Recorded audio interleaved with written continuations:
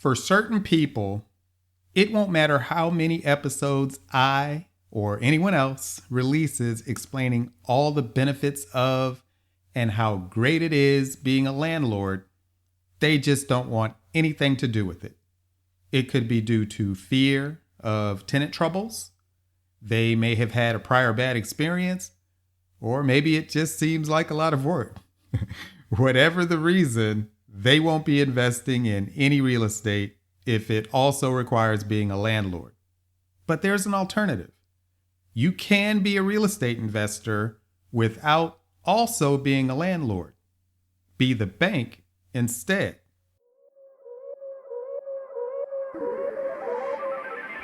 Husband, father, entrepreneur, realtor, a long list of other titles and descriptions, and landlord. Welcome to the And Landlord podcast with me, Jonathan Taylor Smith, also known as JT, following a roadmap to financial freedom through residential rental real estate. Welcome to the And Landlord podcast, and Lord podcast.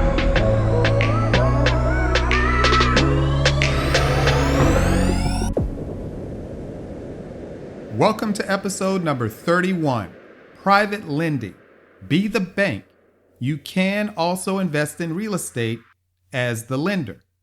No vacancies, no leases, no repairs, no pests, no tenant troubles, and certainly no 2 a.m. calls for toilet clogs. Not that that happens anyway, but that's the fear. You can avoid all this and everything else that people fear about being a landlord by being the bank instead. So fine, you don't want to be the landlord? Be the lender, the private lender that is, for other investors who seek to become or grow as landlords themselves. So you don't have to be the landlord to be a real estate investor. Like I said, you can be the private lender for other landlords. You see, most of my BRRRR projects, that being buy, rehab, rent, refinance, repeat, are funded initially by either hard money or private lenders, both of which are actually just private lenders. Hard money lenders are just professional private lenders, and you can invest your money in real estate indirectly with them, or you can invest directly as a private lender, of which there are pros and cons with both methods. I tend to use hard money lenders to fund my projects when either the purchase price and or rehab expense is rather high. For instance, I've got a project just getting started for which the total loan from a hard money lender for their 80% portion of the purchase price and 100% of the rehab expense totaled over $400,000. And since most individual private lenders don't have $400K just lying around, or at least not for a single project, hard money lenders work best for the higher cost projects as they're able to pool the money of multiple private lenders into higher budget projects. You may even find that some hard money lenders won't fund a project below a certain amount, like $100,000. Whereas I tend to get funding directly from individual private lenders for the lower cost projects, such as those below the typical hard money lender minimum of $100K. And those projects, up to as much as, let's say, $200,000 or so, can be funded for an amount that is more feasible for many private lenders on any given project. So as the private lender, you need to determine if you're most comfortable working within the system of a larger established hard money lender, but likely for a lesser interest rate and lower resulting return, or if you'll be comfortable establishing your own relationship with one or more individuals who are buying rental properties within the price range and rehab level that you're able to fund the complete project.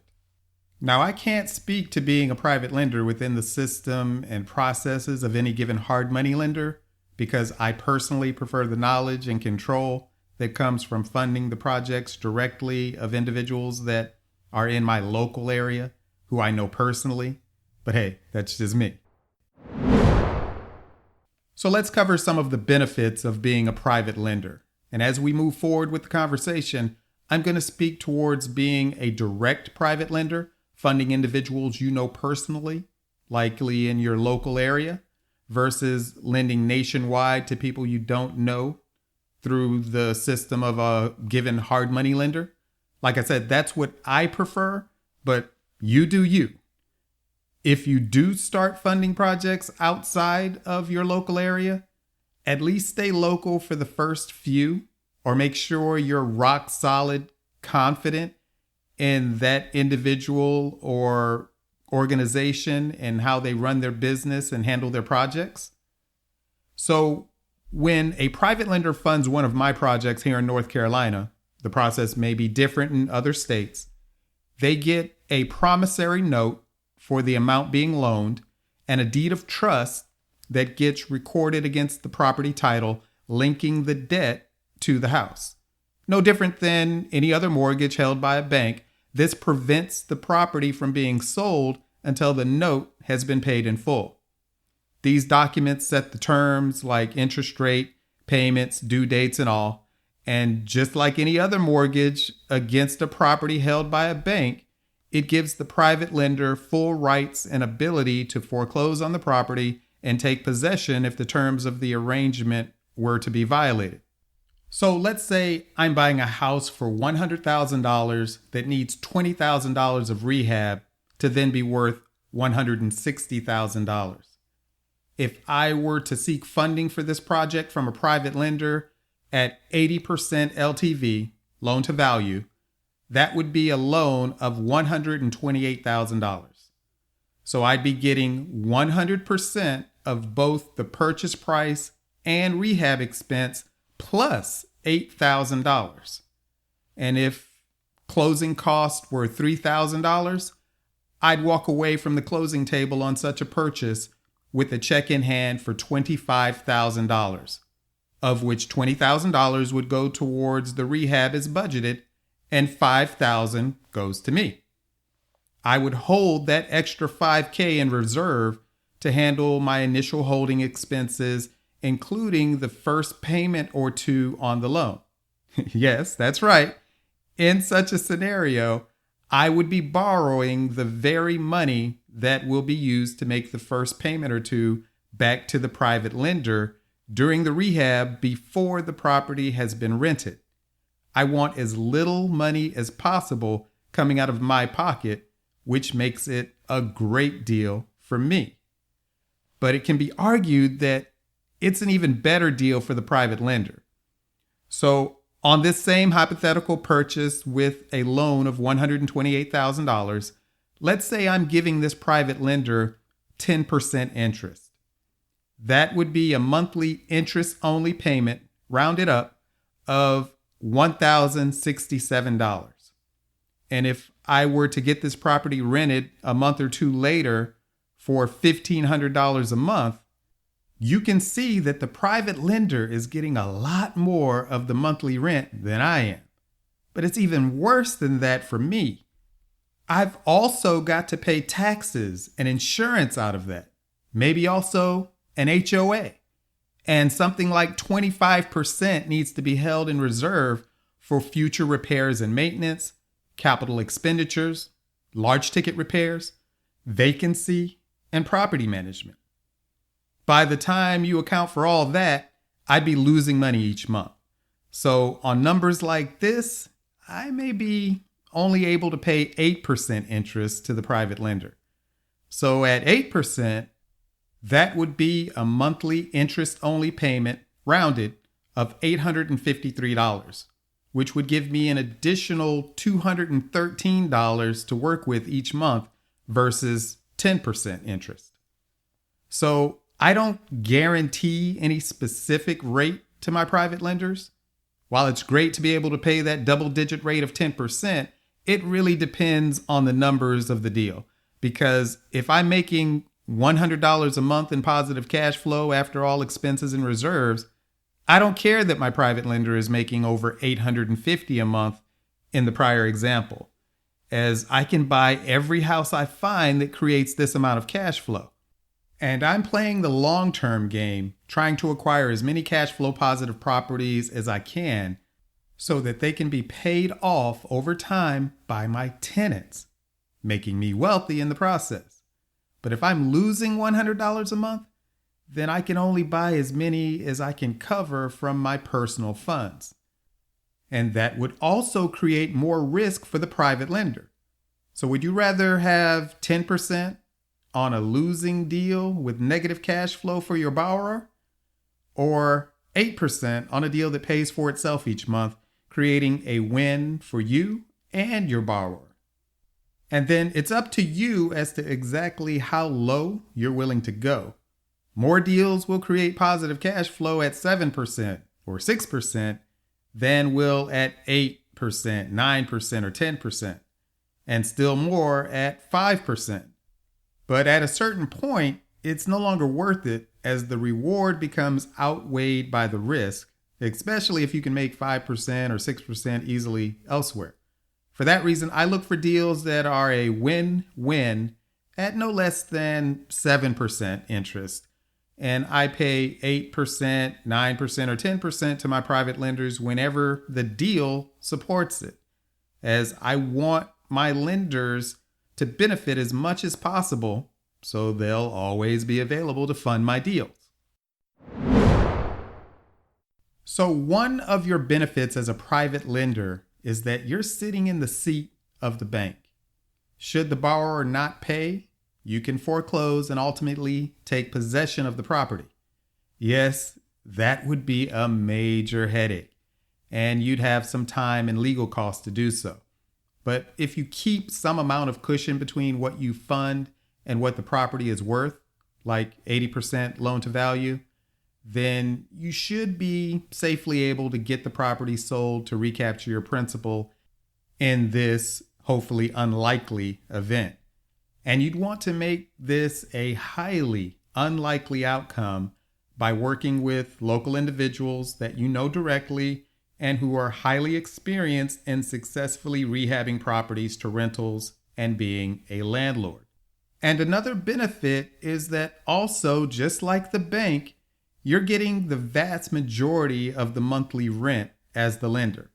In the example I gave previously of the property rented for $1,500 a month on a $128,000 loan at 10% interest, the private lender is getting over 71% of the monthly rent.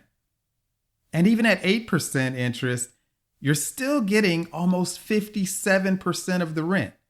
That's over one half the rent coming to you each month as a private lender, with none of the responsibilities of being a landlord. That's a sweet deal. An additional benefit is, again, just like the bank, the private lender is listed as the loss payee on the property insurance policy. So if the house were to somehow burn to the ground, you get a check for your full principal amount. That would be your $128,000 in the prior example. And if the borrower failed to pay the insurance, or it was about to lapse for any reason, you get notified directly and can continue the coverage and charge the borrower just like any other bank would. The biggest, tallest buildings in every city's downtown area aren't banks for no reason. Being a private lender puts your money to work for you in the same manner that pays for all those buildings with bank logos. You're completely isolated from any of the responsibility or liability for the property while putting over one half the rent in your account each month. Again, that's a sweet deal. Yeah, you have to pay taxes on that money, but even that is at a lower rate than ordinary income if you were working for the money instead of the money working for you. Oh, it's such a sweet deal. Investing in real estate without having to dump money into marketing and being ignored or told no, not interested by almost everyone. Submit a ton of offers, having nearly every one of them rejected. Finally getting something under contract, only to then have to get an appraisal, inspection, quotes, and on. Handling vendors and contractors during the rehab, marketing for, screening, and onboarding tenants, collecting rent, and on plus all the other stuff I skipped. If you don't want to be a landlord, you can avoid all of that and so much more by just being the bank, a private lender. Although I really recommend being a landlord. I also know that it's just not for everyone. So if that's you, you can still be a real estate investor without having to be a landlord by being a private lender. Or like me, you can also be both. So not only do I recommend being a landlord, but I also recommend being a private lender.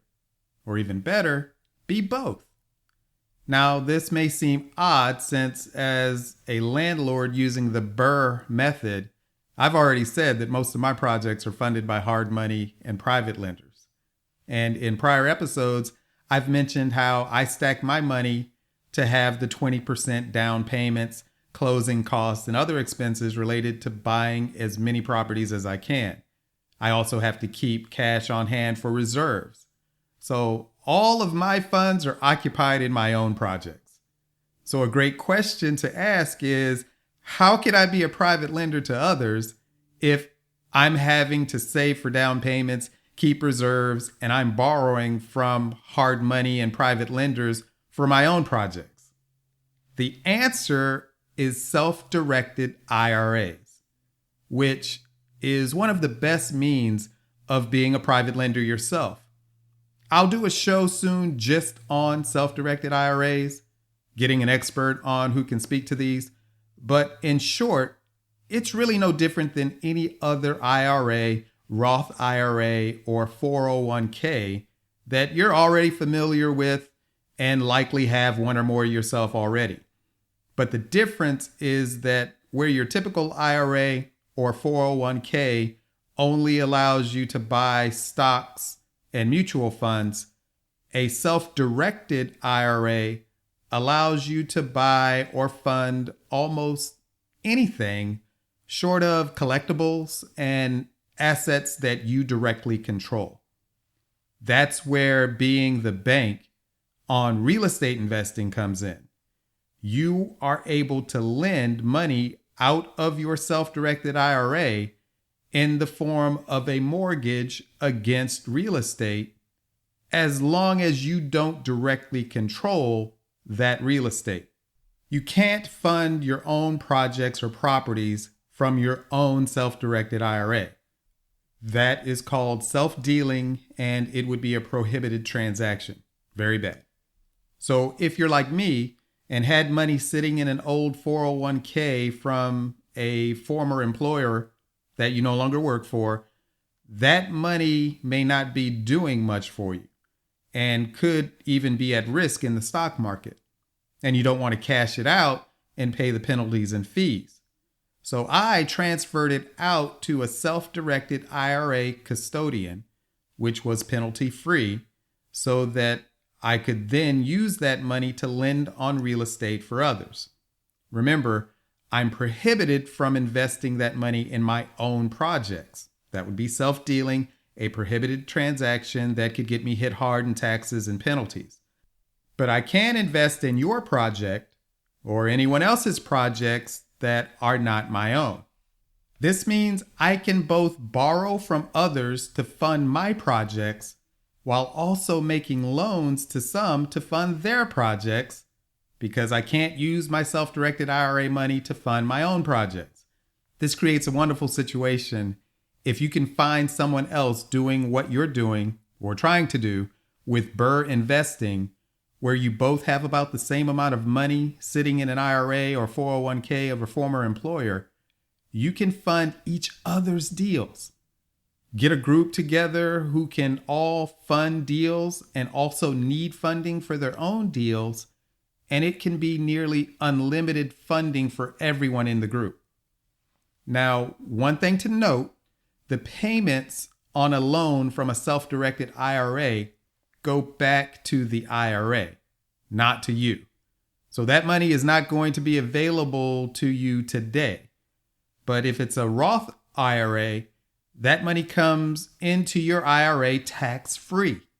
and then you access it at retirement age, just as would have otherwise been the case. But as your funds grow in the IRA, you're able to fund more and larger deals, and it really does become a snowball effect. The numbers can get pretty large very quickly. And you don't even have to start out with very much. You can begin with as little as a few $1,000s in the account and use it to fund second position mortgages against properties for other established investors. And then when the balance gets large enough, start funding first position purchases, and then later purchases and rehab in the first position.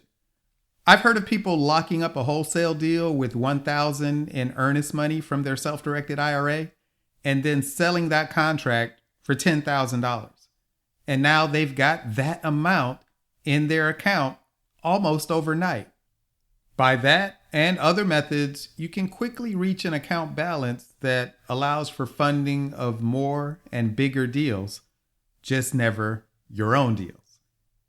Anyway, not only can having a self-directed IRA of your own allow you to be a private lender for other investors, but helping individuals with IRA or 401k funds to get them over to a self-directed custodian can lead to almost unlimited funding for your projects. And even if you don't have an existing IRA or 401k in place that you can get self-directed, the cost to get one set up is cheap, and it's pretty easy to do so.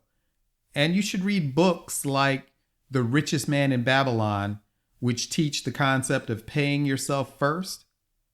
As such, set up a self-directed Roth IRA and solo 401k and put a percentage of your monthly income into each at whatever level you're able, in addition to saving outside of these accounts for your 20% down payments, reserves, and on. Then be a private lender to others to grow your account balances while also working to get private lender funding for your own deals.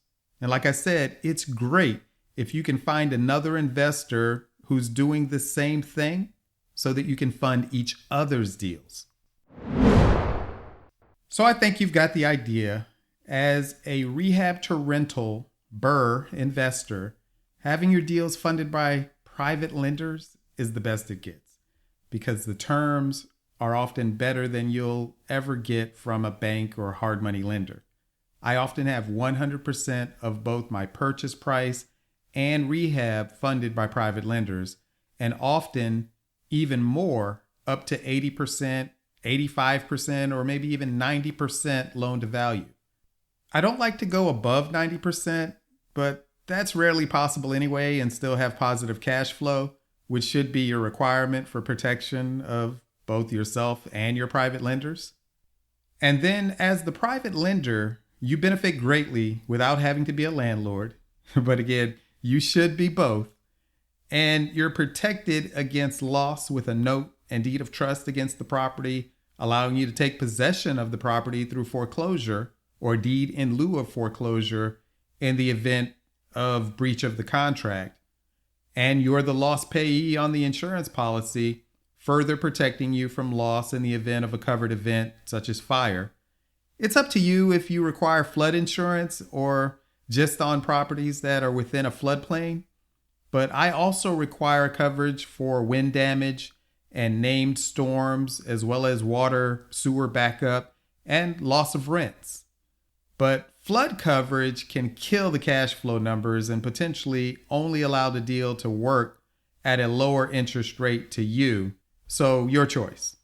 In the members area of the podcast website that I'll be releasing next year, one of the many elements of premium content I'll make available is my private lender credibility packet, which is a 30-page booklet that I print up for each private lender meeting.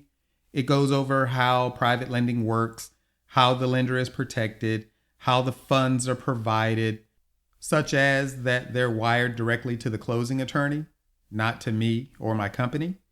It also gives details about me, my background, and my company, and it gives details about several of my prior projects. This is something you can customize to fit your business and background to start securing private lenders for your projects.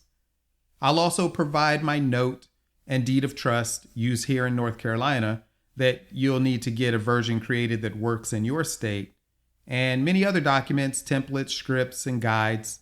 I think you'll find this all helpful, as the first deal is the hardest to get funded by a private lender, but each one gets easier after that. And for those of you seeking to become private lenders who might like to fund one of my future deals, submit the Get in Touch form at either andlandlord.com or bluechariot.com, and we can schedule a call to discuss your needs. I don't have anything under contract or in works that needs funding at this moment, but that can change daily, so let's talk. When I do, it will be a single family home or small multifamily for which the first position lender would fund the purchase price and maybe some or all of the rehab. And if there's room for a second position lender, it would be for the rehab.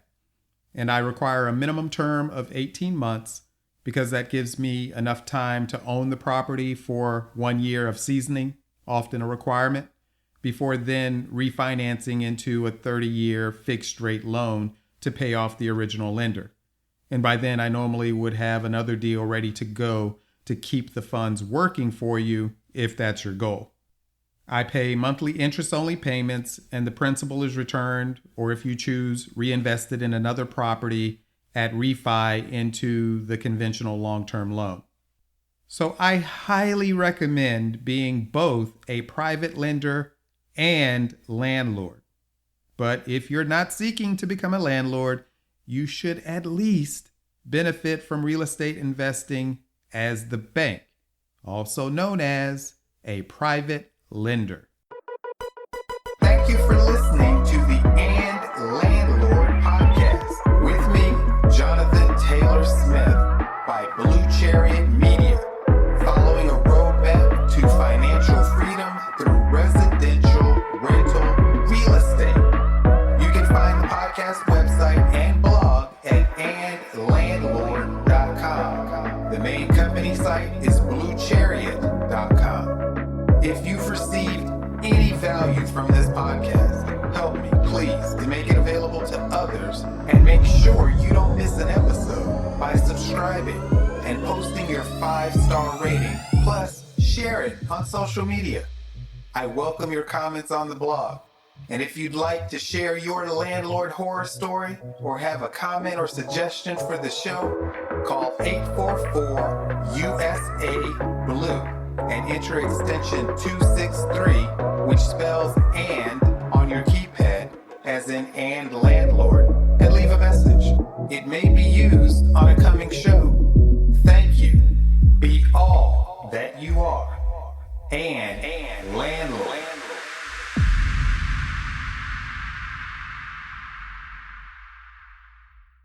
Nothing on the preceding show should be considered specific, personal, or professional advice.